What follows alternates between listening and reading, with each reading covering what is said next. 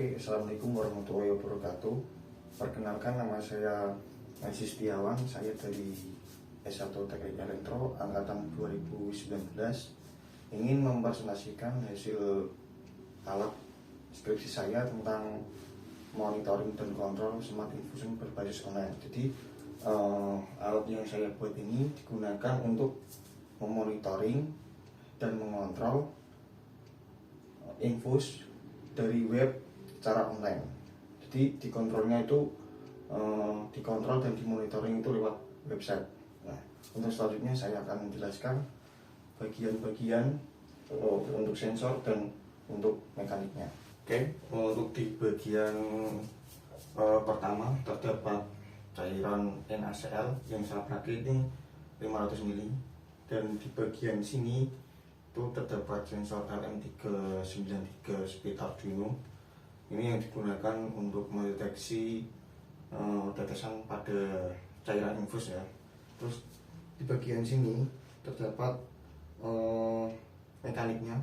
Di dalamnya itu ada motor servo, dan di bagian depan ini ada OLED ukuran 64 x 128 yang digunakan sebagai pengambil informasi untuk mode, untuk tetesan, dan untuk berat cairan infusnya. Nah, di bagian sini ada 3 tombol.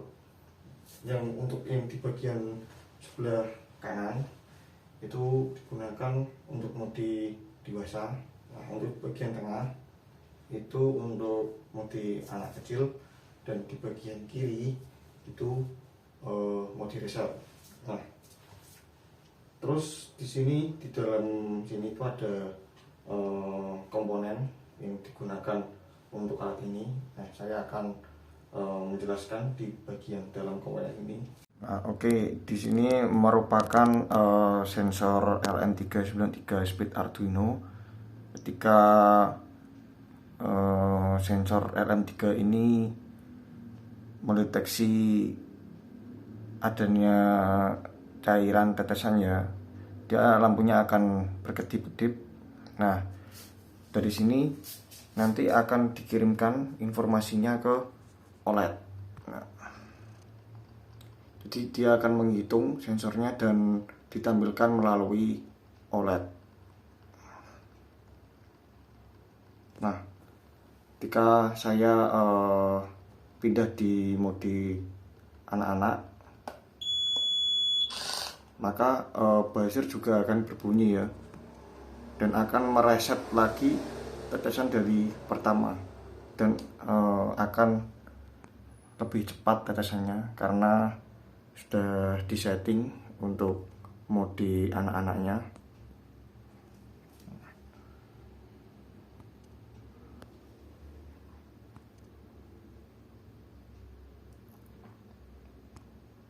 Nah, selanjutnya saya akan menjelaskan pada bagian webnya untuk mengontrol dan untuk memonitoring. Di sini merupakan tampilan dari webnya ya. Tadi saya setting di mode anak-anak. Nah, terus saya akan setting lagi di mode dewasa ya. Maka pada tampilan OLED-nya akan berubah ke mode dewasa, dan tetesannya semakin berjalan.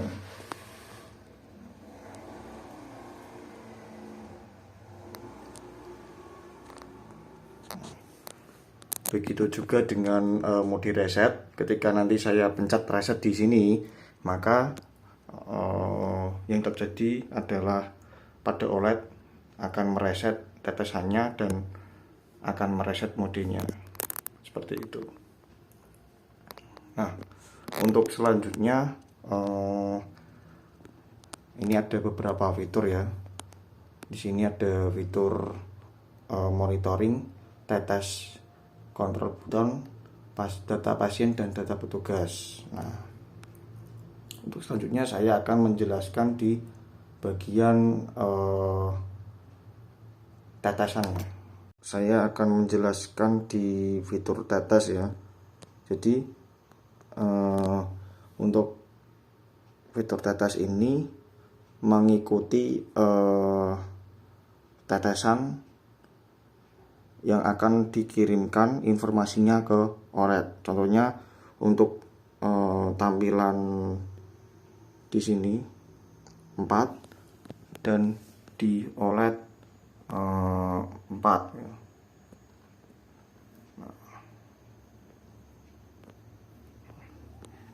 Ini 6, di atas tadi juga 6. Untuk selanjutnya saya akan lanjut di fitur monitoring. Nah, di fitur monitoring di sini itu untuk memonitoring volume cairan pada botol, yang nantinya informasi pada website ini di bagian monitoring itu sama dengan nanti informasinya itu sama nanti pada OLED.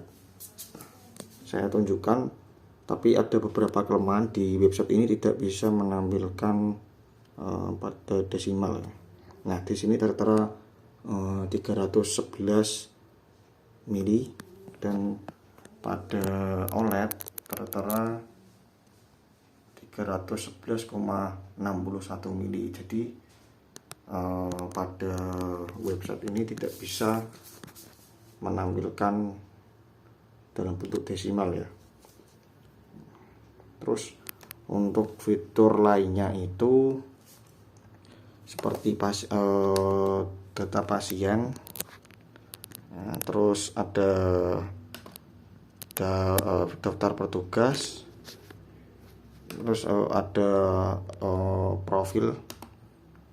Nah, di sini ada profil mahasiswa Undidar. Nah, terus ada fitur logout dan loginnya seperti ini. Demikian presentasi dari saya, kurang lebihnya mohon maaf. Wassalamualaikum warahmatullahi wabarakatuh.